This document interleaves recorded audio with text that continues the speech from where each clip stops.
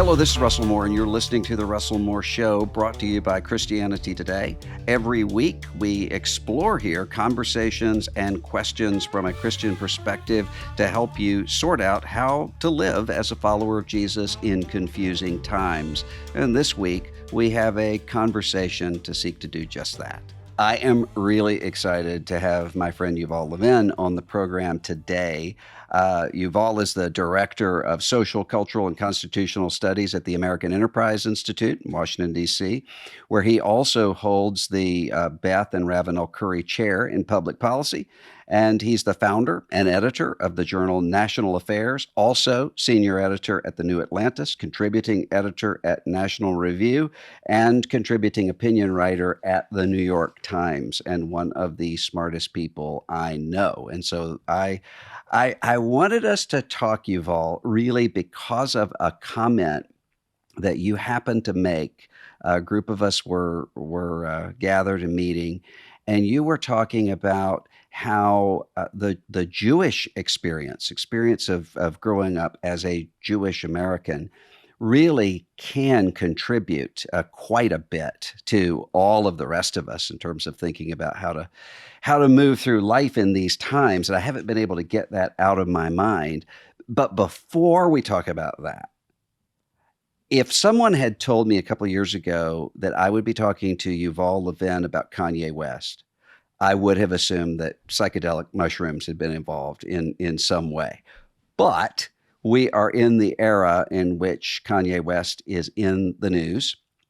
Comments about Jews and Judaism, a lot of anti-Semitic tropes about Jews controlling Hollywood and the press and so forth. And this really came to a peak when he teamed up with Nick Fuentes, Holocaust denier and Nazi sympathizer, and they met with former president of the United States in Florida, and that created quite a bit of conversation about that. But what's really interesting to me, there's a proposal at the Republican National Committee to repudiate Kanye and Fuentes and all of these anti-Semitic voices. But in the background, I mean, we've had the Tree of Life synagogue shooting. There have been all sorts of anti-Semitic acts of violence around the country, not to mention around the world. Why doesn't this go away? Well, thank you, Russell, very much for having me and for raising these questions. I obviously that's a question that we have to constantly ask ourselves, in particular, people in the Jewish community like myself constantly find ourselves asking, how did this turn to us again? Why doesn't this go away?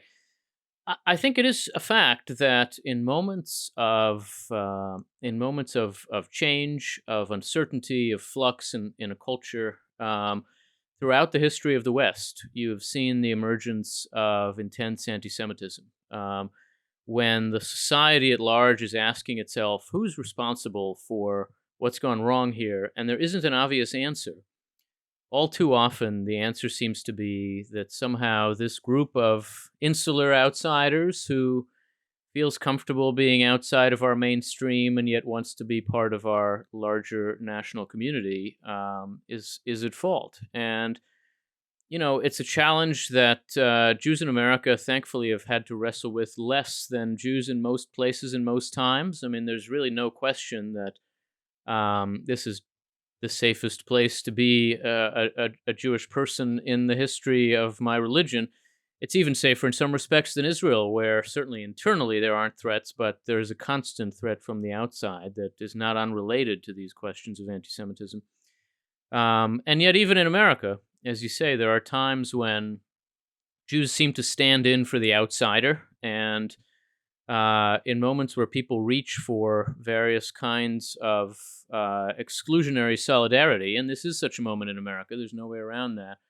One of the forms that takes can be anti-Semitism.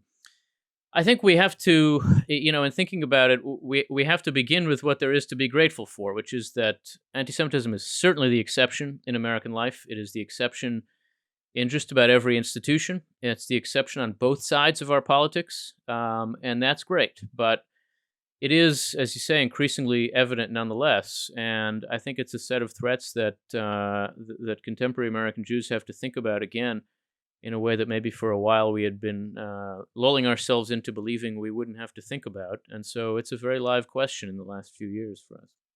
Why do you suppose the same tropes keep getting used? I mean, I can go back and read some horrifying comments from in my own Christian tradition, Martin Luther and others, and you see the same tropes showing up all the way through to Kanye West. That there's this cabal of people who are actually controlling everything and who are behind everything. I mean, why does that? Why do these same sorts of images keep being used? I think there are a few things going on. I mean, part of it is this simply the existence of the images. That is, there is a kind of cultural vocabulary out there in which to talk about unseen forces. And as I say, there are times when society feels like it's being controlled by some unseen forces, and we always yearn for some explanation in those moments. We turn to conspiracy theories. And there are a few kind of traditional common objects of such conspiracies. A long time ago, I wrote a dissertation about the politics of England in the late 18th century at the University of Chicago. And one of the things that strikes you when you read the letters of serious people from those times is the kinds of conspiracies they trafficked in regarding Catholics. Mm-hmm. Very, very similar kinds of power Yeah. behind the throne sorts of tropes, and you find people who were learned and thoughtful and otherwise quite impressive. Just it's clear in their private letters that they believe these things. They weren't doing Mm-hmm. this, as a show for political purposes. They're talking with each other about things that to us just seem, absolutely nuts. There is absolutely a set of tropes like this about Jews in the West, where, in part, the Jewish community. Um, has kept itself a kind of insular community. It doesn't seek to convert others, and it very much seeks to resist being converted by others. It tries to be self sufficient, kind of on the side. And so it feels a little exotic. It feels like an outside world within the national community. And in America, as in other places at other times, Jews have also been involved in government, involved in economics. There are historical reasons for this. In medieval Europe, the Jews were the only people allowed to engage in banking and lending for interest, and so they came to be identified with, there was no way to win. It was the only thing they were allowed to do, and yet they then came to be blamed for the downsides of essentially pre-modern capitalism. Some of that is still out there, but I also think that it is just a way of kind of naming a community of outsiders that seems to be inexplicably capable of living outside the bounds of the larger society. This is less true in America now. Jews are very integrated into American life. It's not such an insular community, but that vocabulary is there, and people reach for it when they're looking to explain. And look, some of it, we have to say, is just evil. I mean, it is just the dark impulse in the heart of man, and that's not something we're going to be able to explain rationally. But I think Mm-hmm. there is a way that people reach for these anti-Semitic tropes when they're moved by those impulses. Even apart from anti-Semitism, you mentioned conspiracy theories and so forth. I was struck this week by reading two very different pieces about the metaphor of the Matrix. One by Damon Linker talking about, in some extremist groups, this idea of being red pilled, of sort of waking up to the way things really are. And one by an evangelical, Samuel James, who wrote, the Matrix is not the metaphor we are looking for. Because he said what the Matrix idea does is to give people an enemy, whoever that is. There's some shadowy group of people, elites or whoever, that's out there that's keeping me down, and inevitably, he says, that leads to a guru, who will tell you who these people are and how to fight them. Do you see that going on right now, sort of that matrix metaphor or things like it infecting the way that we see the world? I do think that this is that kind of moment. It's a time when it feels like things are out of our immediate control. And for a lot of Americans, there's just a sense that things are moving quickly in a direction they didn't choose. And somebody must have chosen it. And so the question is who? Who's responsible? And ultimately, it's also, of course, always attractive to try to find explanations for the problems we have. Um, I think that there's a way of thinking about politics in a democratic society that takes itself to be sophisticated, but is actually very naive. And that way says there is someone who is responsible for this whole thing. And by seeing who that someone is, I understand the whole thing. I will tell you, having worked in and around politics now for more than 2 decades, having worked for a Speaker of the House and for a President of the United States, the hardest thing to wrap your head around in politics is that nobody really knows what they're doing. Hmm. And I don't mean that in the worst way. They're not Yeah. idiots. They're not always failing, but they're always, like everybody else, struggling to keep up with a changing world. And the idea that somebody's got a plan and you're just a pawn in their plan is not true. Let me tell you, they do not have a plan. It's kind of like growing up and realizing, oh, wait a minute, I don't think my parents knew everything the Yeah, way I thought they exactly. did. You reach that point and suddenly, everything falls apart. And I mean, for me, I worked for Newt Gingrich just out of college. I was 21 years old. During the time of the Bill Clinton impeachment, I would write into the office and read in the Washington Post about how Republican leaders had all these plans for how this was going to work out. And then I'd get to the office and nobody knew anything. Nothing. Yeah. Nobody knew what was going to happen that afternoon. And you learn from that kind of experience that the kind of intense desire to narrate, to tell a story that makes sense, valuable as that is, sometimes really gets in the way of actual understanding. The world Hmm. is very messy, and it is not, in fact, usually open to a story that is very simple and very clear. But when you're at a somewhat greater distance, you always think, well, somebody's in charge and somebody's Yeah. doing this on purpose. So that, we went through the pandemic over the past 2 years. And the hardest thing to accept was this is just as shocking to the president and to and to Tony Fauci as it is to everybody else. They don't know either. Hmm. They're Hmm. just trying to figure it out too. It doesn't help when people pretend to know. It doesn't help when people act as though they know more than they do. But the fact is, there was always this desire to say, they're doing this to me on purpose. They Yeah. know this isn't the way, but they want me to do it because X, Y, and Z. And that is the path toward a kind of conspiracism. It's hard to avoid because it feels like sophistication. It feels like more knowledge when actually it's less knowledge. I think there's always been this kind of Gnostic attraction, this sense of like the real knowledge isn't here, the real knowledge is somewhere else, and I can get to that realm. I guess my view is the real knowledge is here, and we don't have much of it. So Hmm. the world is just about as messy as it seems to be. We're part of a group gets together regularly. And at one time, I was talking about you with another one of us, Tim Keller, who said, here Yuval is in this group of mostly Christians, and often we'll be talking about things going on in Christian books or in Christianity.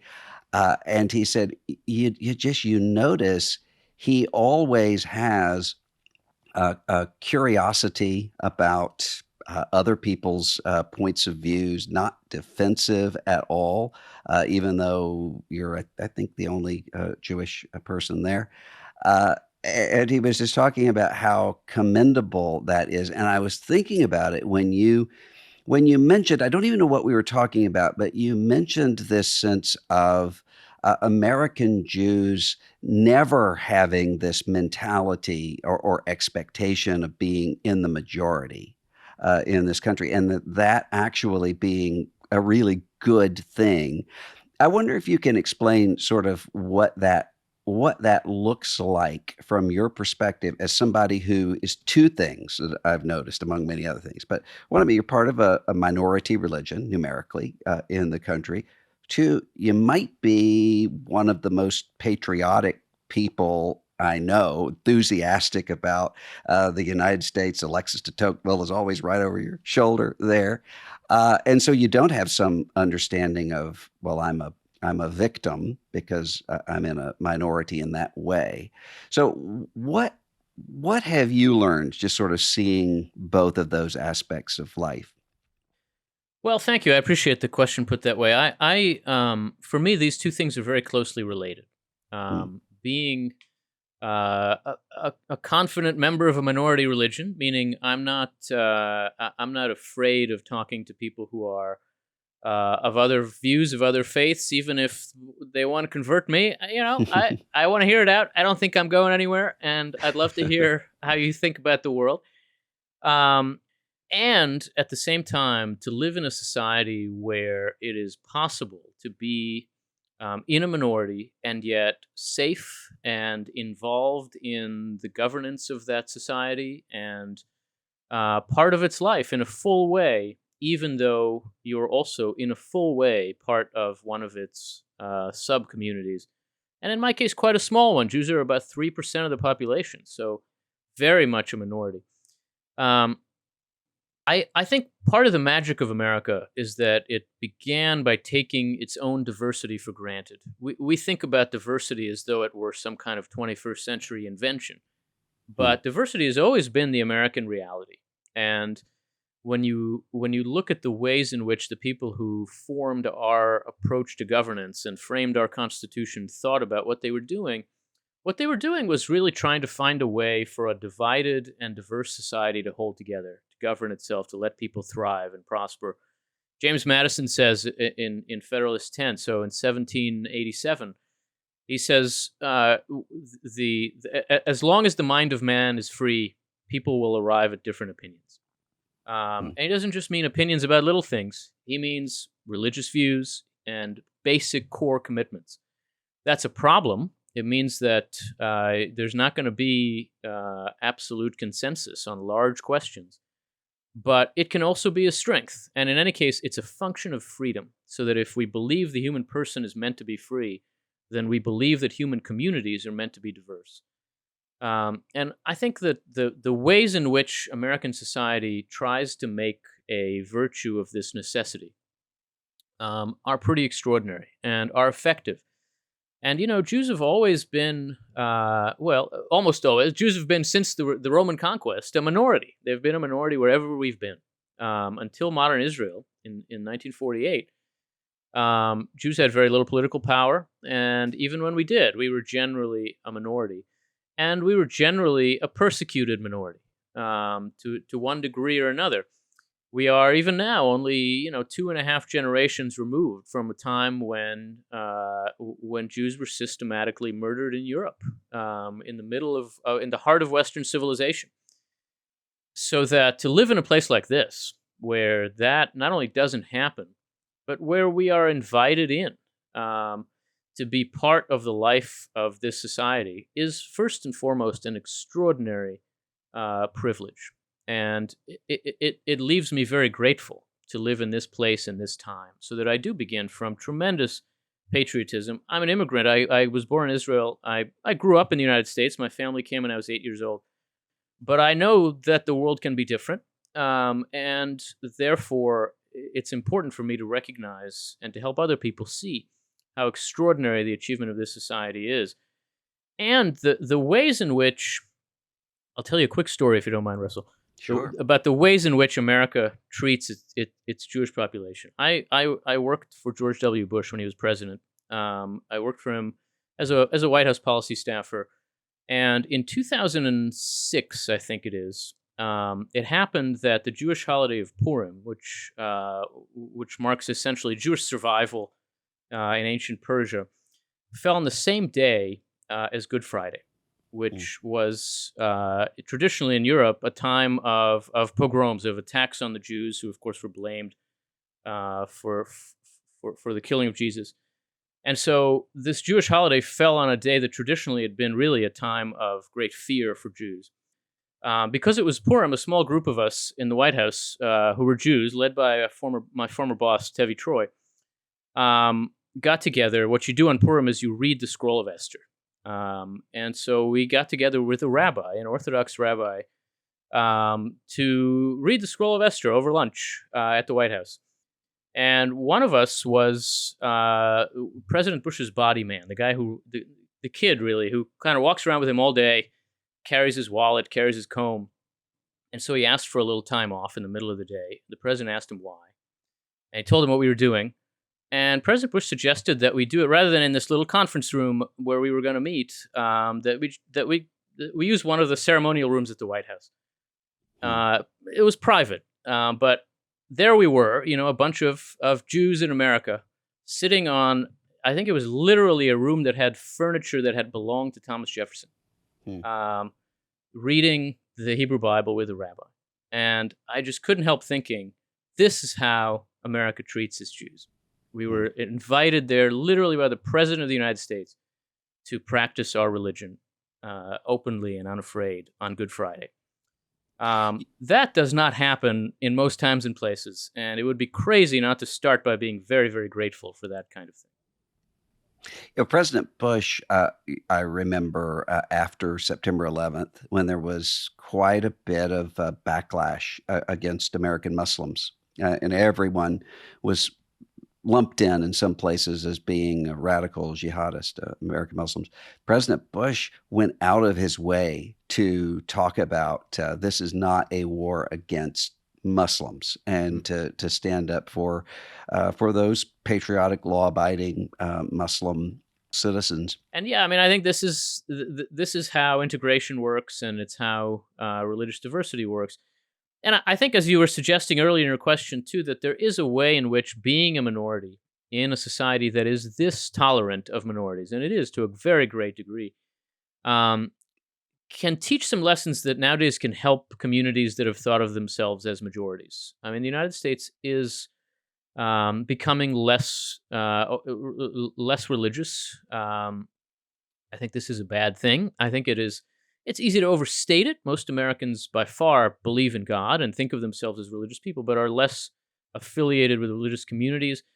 And I've found that friends in the Christian world, especially maybe in the kind of white evangelical world, are struggling with the question of how to move from thinking of themselves as the natural majority to thinking of themselves as a religious minority, and struggling to find ways in which this could be advantageous, and at the very least, ways in which this can be lived with. And I think communities like mine and like Muslims, and maybe in some ways like Catholics are a very large minority, have something to offer here and can help people think about some of the ways in which being a minority is not always bad in a society that is this free and this tolerant. It does give you a kind of dynamism, a kind of strength. It forces you to ask yourself how you're different, which is a question that your children have to ask if they're going to hang on to their religion in some way. And so there are ways to turn that to the good. There was a book several years ago, The Immigrant Advantage, I believe was the name of it, that looked at, I think, three separate communities: American Jews, Cuban Americans, and Latter-day Saints. And so these are minorities that have flourished in the United States for the most part. And the book argued that one of the reasons for that is a sense of chosenness, which sounds kind of counterintuitive, because that idea of being chosen, being special, being called out would seem to create a kind of arrogance. But instead, in all of these communities, it was, we have a responsibility to care for other people, to serve other people, and so forth. And that when immigrant communities or minority religions, when they do the best, there is that sense of confidence in their own religion without the expectation of being the majority. Would you agree with that? I think that's true. And, there are ways in which one way to think about that kind of chosenness is that you always have to think about the kind of example you're setting. Um, Mm. that wherever you are, whatever you're doing, people will look at you as an instance of your community. And so you don't want to put your whole community in a bad light by misbehaving. And that gives you another reason to think twice before misbehaving. I do think there is a way in which that can act as a kind of constraint. You want to be thought of well. I mean, we have a lot of LDS family, a lot of Mormon families where I happen to live in Maryland, and we often find ourselves thinking, what are these people doing right? They have a lot of kids. They're happy. They're so kind and generous as neighbors.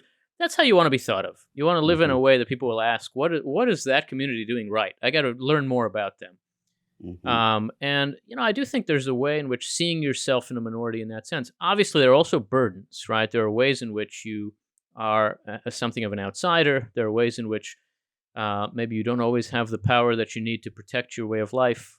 So by no means is it all wine and roses, but I think there are strengths, there are forms of dynamism that come from having to do the work of thriving as a minority that then also help that larger community thrive. And I think a lot of minorities in America think of themselves in part as called on to help that larger community succeed, to play some role. I always think about there's a Jewish women's group called Hadassah, which is involved largely in helping in doing charitable work outside the Jewish community. And they have this kind of informal motto that says, "We don't help people because they're Jewish. We help people because we're Jewish." Hmm. Um, and I think that that's a way of thinking that forces you to look for the best in in where you come from and in what you have to offer. And so it can be a source of strength, obviously, alongside some very real challenges and dangers. When I talk to people who are kind of frantic in a culture war sense, evangelical Christians or other Christians who seem to be really frenzied and frantic. And I'm not talking about the conflict entrepreneurs. I'm talking about just regular people who are very scared and anxious. A lot of it has to do with their children. What's going to happen? Are my children going to lose their faith because of all of the secularism around me or whatever? And so there's that sense of fear there. What do you think that Christians can learn about educating children in a way that keeps the distinctiveness, the separateness, but without sheltering them off from the rest of the world? Mm. Yeah, that's a huge challenge, and obviously that fear is universal. I mean, the sense in any morally defined community, the worry is always: is this going to persist? Are my kids going to find it persuasive? Can I keep them in the fold? And in some ways, that is an even greater challenge for a minority religion, where the wider world is very attractive, and there are a lot of advantages to kind of putting aside what distinguishes you, so that you can be part of that larger world. And in American life, that world doesn't demand that you formally renounce anything or convert, but it does subtly ask that you put aside your deepest commitments and adopt a different set of them. I think one way in which, at least my community has responded to this, and I think it's true in other religious minorities to an extent, is with an intense focus on formation and education. A lot of self conscious formative institutions and practices, so that in a lot of ways the community is organized around this question of how do we make this way of life attractive to the rising generation. I think that can be very healthy. It forces you to think about what is best about what you have to offer. It forces you to think about how to speak in terms that appeal to serious people who may not naturally see what you're offering them. It forces you, I think, as a religious community, to think about that large, broad yes to which you're offering to people, for which sometimes you have to say no. Right? Religious life does involve saying no to Mhm. certain temptations in the larger world, and I think to attract the rising generation, you have to be careful not to just say no. not to say what Mhm. defines us is we don't eat that and we don't work on that day and we don't, we don't talk this way and we don't watch that movie. Well, that's Mhm. not what defines us, right? There's a reason why we say no. That reason is what defines us. And that reason is some idea of the human person that is profound and deep and rooted in a commitment to justice. And that has to be made clear to the rising generation, because otherwise you're just presenting your way of life as a set of restraints and prohibitions, and that's going to have no shot in a free society. So I think by being forced to think that way, by being forced to think about what it is you're offering, and not just what it is you're asking your children to give up, that can make you stronger. And there is a way in which not owning the larger culture means you have to work at that. It doesn't do Mhm. that work for you. Um, it's good and bad, but you have to see the good in it. You have to see that it forces you to think about really what are your commitments, what are your deepest beliefs, and why do you think they should be attractive to your children? And ultimately, it's because they're true, and that's what they have to learn.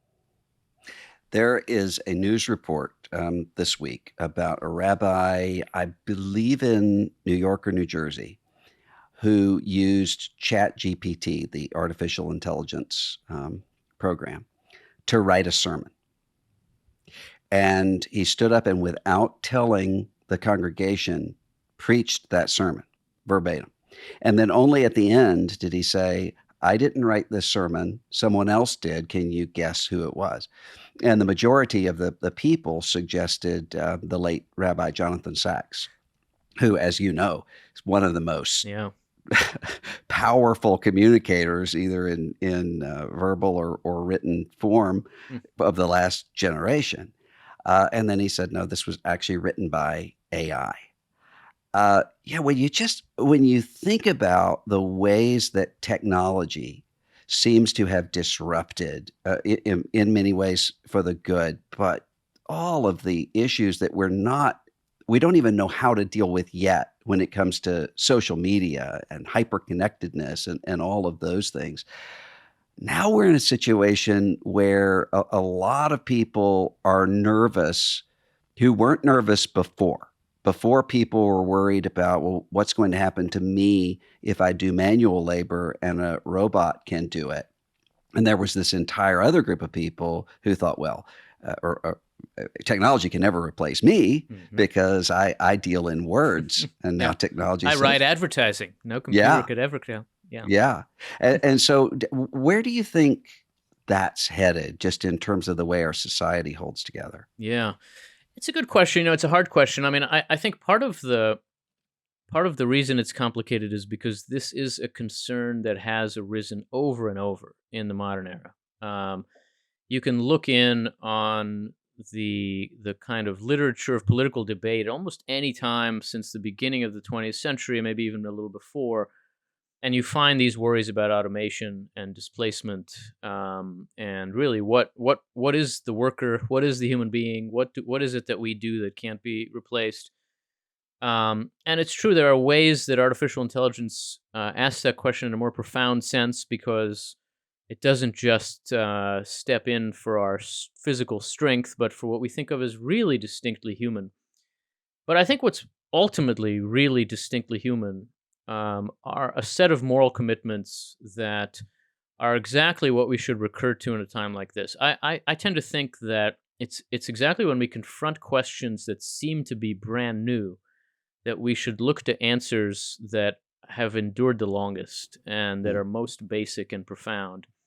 So that I don't think we need a theology of artificial intelligence. I just think we need a theology of the human person, mm, and we have one. And it's got quite deep roots, and it's quite broad, and so I think this is a time less to be engaging with the particularities of this technology or that, and more to be engaging with the foundational texts and questions and stories and truths of our civilization. And I guess I'd say it may be that you can expose an artificial intelligence to the works of Jonathan Sachs for long enough that it'll write something that kind of seems like him, but when you face a new question, when you face a real challenge, when you face a human problem in the life of a particular person, I don't think we do get to a place where the wisdom required to help a fellow human being contend with true deep trouble is going to be replaced by a machine. I don't think we need to worry about that. I think we need to worry about there not being people around who can help that person, and so we need to form such people. So to me, these kind of moments of change are the times that make me most conservative. They're the times that send me most intensely back to the basic sources that we're always going to need, because ultimately every human generation is always doing the same thing. And that reality is why it's important to get to the bottom of the truths. You mentioned working for a Speaker of the House, and about how there wasn't as much planning, scheming, whatever, behind the scenes as people would assume. We watched this month an election for Speaker of the House in the House of Representatives that went to 15 votes. And there was a great deal of what seemed to be just complete chaos, and some of that chaos continues with questions of debt ceiling and so forth.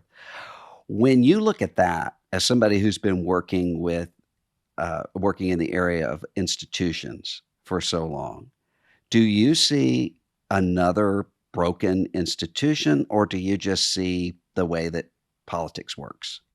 So I'd say a few things. On the one hand, Congress is certainly broken in some important ways. It's not functioning in the way that it ought to. And the question to ask when you say such a thing, because everybody would agree, say Congress isn't working right. But what is Congress failing to do? Congress is failing to do its core job, which is not what we often think it is when we first ask ourselves the question. Congress's core job is not to advance the priorities of the most devoted activists on either side of our politics. Its core job is to allow the representatives of a divided society to address public problems through negotiation and bargaining and compromise. That's what Congress is failing to do. It has been failing to do now really for something like a generation, and we've paid a price for that. I actually tend to think that something like what we saw earlier this month is a sign of Congress regaining some functionality. I think there was a process there of negotiation. There was a process there of really trying to work out some differences. It's true that it was not as neat as we might have hoped, and we haven't seen multiple rounds of balloting for Speaker of the House in 100 years. It's very unusual. But ultimately, it felt to me like a revival of the internal energy of the House. The House of Representatives and the Senate now, too, are too centralized. There's too much power in the hands of leaders, which means not enough real representation happens. And I think some of what these members walked away with was a kind of decentralization that ultimately will help us. And the way to tell good from bad change in the House is to remember that the purpose of the institution is to enable, even to compel, some bargaining and accommodation across lines of difference. Sometimes that can look messy, but that's what's required for a society like ours to work out its differences. The absence of bargaining, a very clean kind of partisanship where the two sides are on opposite sides of the room talking about each other rather than in the middle talking to each other, that's a failure in Congress. I think we've seen that for too long.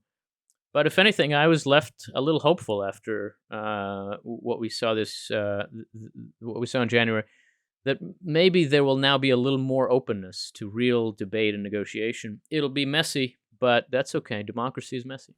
But the negotiation and bargaining wasn't bipartisan with the House itself coming up with it. Was one side. It was. Yeah. It was. No, in this case, that's right. But I think the beginning of cross-partisan negotiation is intra-partisan factions.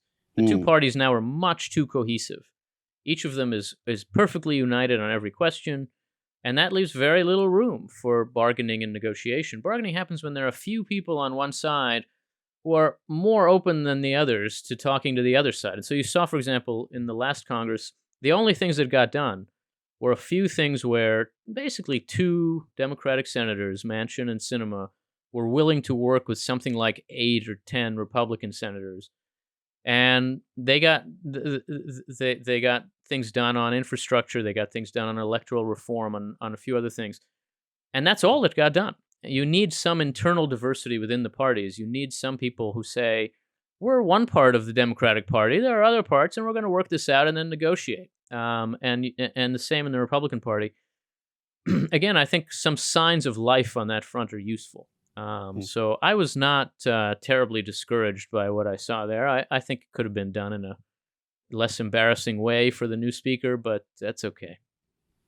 There was an article last year in, I believe it was The Intercept, looking at progressive organizations mostly advocacy organizations in Washington, uh, sort of internally melting down with kind of slack wars going on, identity politics constantly, and even sort of off the record, very left figures were saying we can't operate this way.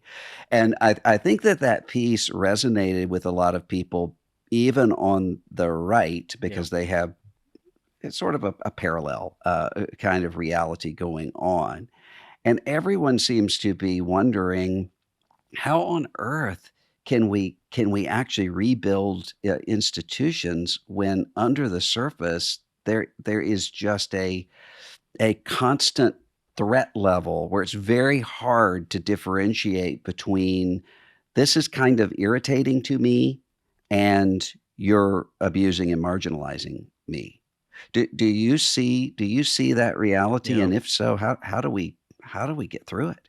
Yeah, I mean, I think part of what happens there is a kind of confusion of roles, a failure to distinguish between what happens inside the institution and what happens outside, a failure to see that institutions rely on different people doing different jobs, and so you can't treat them all as if they were just kind of open arenas for political combat. And in a way, there's a kind of eating your own element to this. That these institutions that operate this way in an outward way, that treat the rest of society as just an arena for savage political combat, that looks only like a take no prisoners kind of assault. Eventually, they're going to turn inward and do the same thing. Mm. And if the way you think about how to use social power basically involves that kind of fight to the death, you're eventually going to destroy yourself. And I think we certainly saw that kind of logic operating on the left in recent years. It is happening still. As you say, there are some ways in which that also happens in more right leaning institutions. Working within an institution requires a lot of patience. It requires a kind of long term vision of what you're trying to achieve. It requires a lot of tolerance for human beings, who are difficult. We all are. Mhm. And the way to amass all of that is to be deeply committed to the purpose of the institution and to see that ultimately what's required in a fallen world is that we work incrementally and gradually toward achieving these positive goods. Um, I think that kind of patience, rooted in that kind of view, is in short supply now in American life in general, and we're seeing the consequences of essentially failures of formation, Mm. and those consequences look very ugly for a lot of our institutions. You have written and spoken quite a bit about this dynamic in which institutions must form trustworthy people, and institutions must be formed by trustworthy people. How do we get out of the cycle, though, when it looks as though almost every institution in American life is in a kind of crisis? Yeah.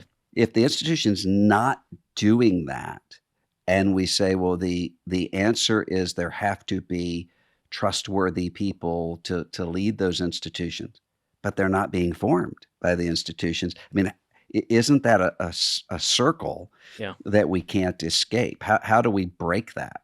Yeah, I think that's exactly right. It's a very hard question, and I would say a vicious cycle is the way to think about it. It's a process that makes itself worse because it is a kind of repeating cycle. The institutions require a certain kind of person, and that kind of person is only produced by a certain kind of institution. And so, where do you start? And I think that's really the question: is where can we intervene rather than where is the problem centered?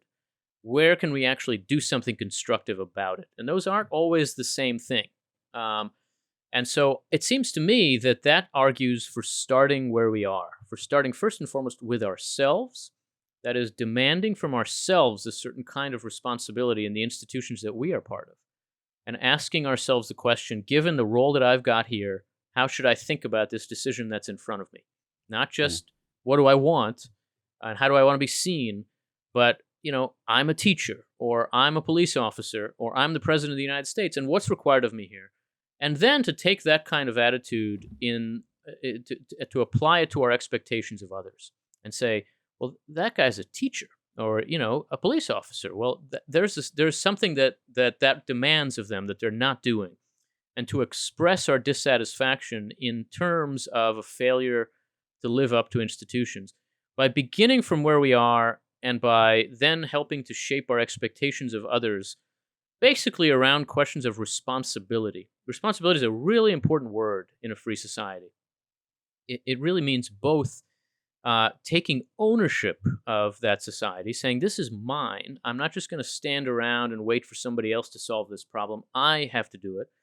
And at the same time, also being held accountable, and saying certain things are expected of me because I am here, and therefore I've got to live up to those. That's the place where we can start. It's not a substitute for real institutional reform, for changing the systems, changing the structures. Some of that absolutely has to happen. But we're only going to understand how to do that. We're only going to be able to do it if we begin by recognizing that what's missing is responsibility. And so the question we have to ask ourselves is, how do you change the incentives to help people be more responsible? How do you change expectations and rules and laws? And as long as that is guided by a very personal sense of what is required of me, what is required of you in the different roles we have in our lives, I think we can begin to rebuild the capacity for trust, and therefore to build institutions that build trust. We trust people when we believe they're doing what's demanded of them and they're not abusing us and their power.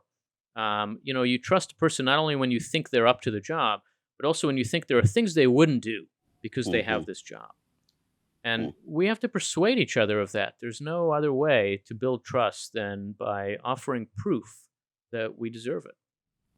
I was talking to a friend the other night who was expressing how difficult it is. He teaches a high school boys' Sunday school class in an evangelical church. And he said the difficult thing is all it takes is one jaded, cynical student in the room. And it changes the whole dynamic because then everyone else, they tend to feel as though if they're not jaded and cynical, that they're corny. Yeah. And so it just completely disengages the rest of them. And as he was saying this, I thought, that really is a metaphor for almost every arena that I can see of institutional life right now. Yeah. What do we do when cynicism and jadedness seems to it looks more realistic than people who actually want to contribute? And I think that's a great way to put the question, because I find myself constantly in a position of being the earnest guy who says, just be responsible. And so you naturally have to ask yourself, how does this land? What is this? How does this strike people in this moment? But I have to tell you, there is a real hunger for being called to this kind of responsibility. And I think part of the answer to the challenge that you're describing is that we have to help people see that cynicism is naive, that cynicism actually assumes a series of things about the human person that are not true. It first of all assumes the cynic knows more than they know, that they're the sophisticated one. They see through society. When ultimately the cynic probably knows less, and the cynic is probably afraid to admit how little he knows. Mm. And by beginning from recognizing how little we know, and by beginning from acknowledging that we need to be formed, that we need to participate in other people's formation, that we want to be part of something larger than ourselves, something more meaningful than our own desires, that's a way to start to treat yourself seriously as a human being. I Mm. think people are hungry for it, even though they don't want to admit that. And even though their willingness to admit it is very, very vulnerable to cynicism. Nobody wants to seem like a sucker. Like Yeah. I'm the guy who's going to follow the rules while everybody else is going around me. Yeah. But actually, I think there is much more willingness and much more eagerness to be part of something more meaningful if it's offered to you. And so I think the strategy is to offer it. Offer it to those kids. Yeah, there's going to be the cynical guy in the room, but the rest are listening more than we might think. Mm. And ultimately, by speaking to them in ways that are evidently truthful, I think you do have a way to reach them. It's never going to be easy, and teenagers are teenagers. That's not a new problem. But I do think that the fact that our larger society has this disposition is a very real problem. And yet, it also means people are more hungry than ever for something to really be part of and really believe in. We should not underestimate how open people might be to a genuine call to something higher than themselves. There was a study out a couple of weeks ago looking at declining church attendance and connecting that to deaths of despair. Mm. That the loss of connectedness in church attendance, worship, community worship attendance generally, connected to this sense of opioid addiction, of alcoholism, of any number of things. I I notice in talking to pastors every day that many of them are, I mean, almost all of them are concerned about saying, "Look, we made it through COVID, and we were able to do it. We were agile enough to use Hmm. technology and do those sorts of things, but now things don't seem to be coming back." A lot of the people who, when we were shut down, uh, they didn't come back, and we're losing that. What advice would you give to people who are attempting to build these places where people can connect in a time when it's really hard for people to, even if you just take the spiritual out, even just in terms of friendships. Yeah. I mean, I talked to, somewhere anywhere from 30s on, especially men who will say, "I don't know how to make friends now." How should we start to Yeah, the correct that? challenge here is, I would say, it is nicely summed up by a very basic principle of classical sociology, which is people don't come together to be together. People come together to do something together.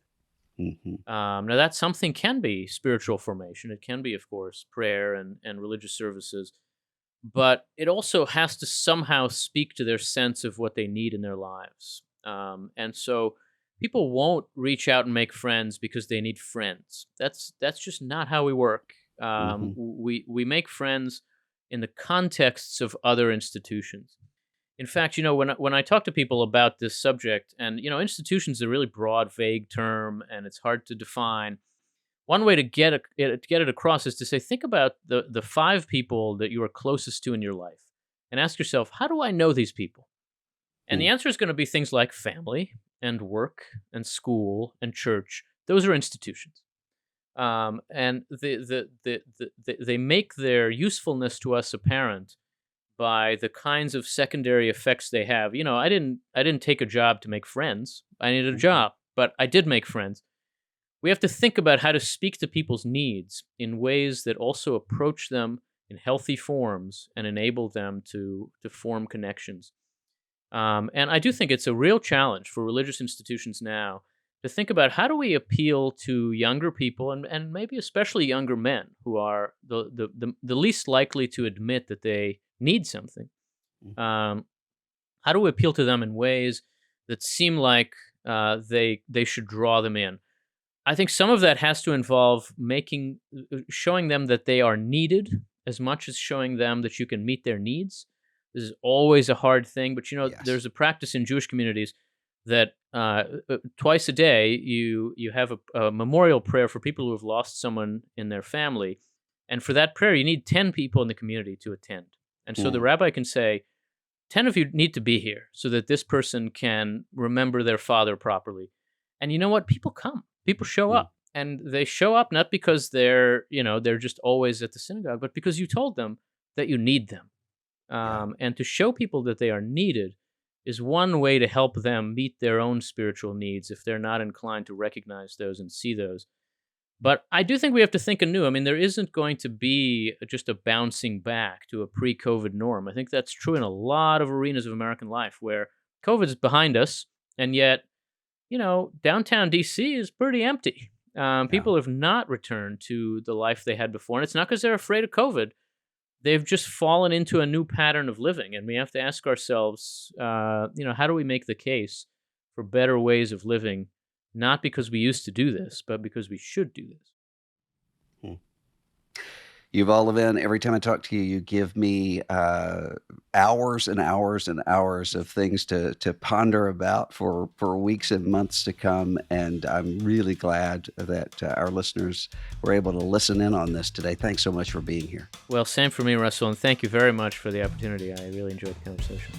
Thanks for listening. Links are always in the show notes for resources mentioned in this episode, including a link about how you can have a trial membership to Christianity Today. Be sure to subscribe to the program, send an episode along to a friend who might benefit from it, and leave us a review when you can. It helps other people to find the show wherever you listen to podcasts. I'm Russell Moore, and this is The Russell Moore Show from Christianity Today.